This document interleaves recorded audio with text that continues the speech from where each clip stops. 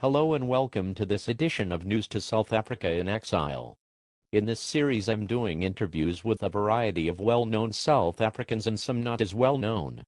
I know many of you have been waiting for this interview with the party president of Black Liberation Front and the vice president of South Africa.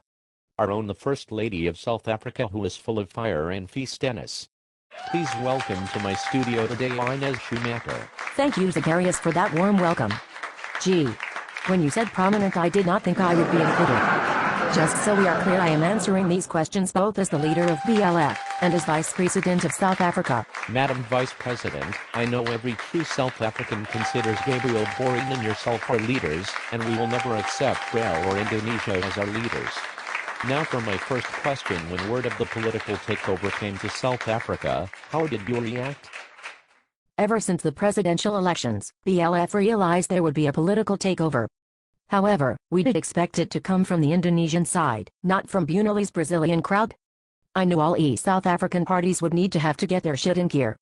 I nominated myself as BLF party president because I felt I had to help organize eSA in a hands-on way. Too bad it did not work as well as planned. So, were you a part of the electoral strategy? Yes, as BLF leader I was instrumental in coming up with our electoral strategy. I called a MSN meeting with the other party leaders and with the South African Minister of Intelligence to discuss the situation. All the party leaders came up with a strategy, so if someone gets blamed for the failure of the congressional strategy, it should be all of us, rather than one party individually. Very shrewd plan indeed. I personally harbor no ill will towards any party or leader. Now, looking back, would you have treated the Indonesian situation differently? If you mean back in Jizzy's administration, I would say no. The whole of South Africa was getting restless. The time had come to try to liberate the country. I think it is said it had to play out in this way.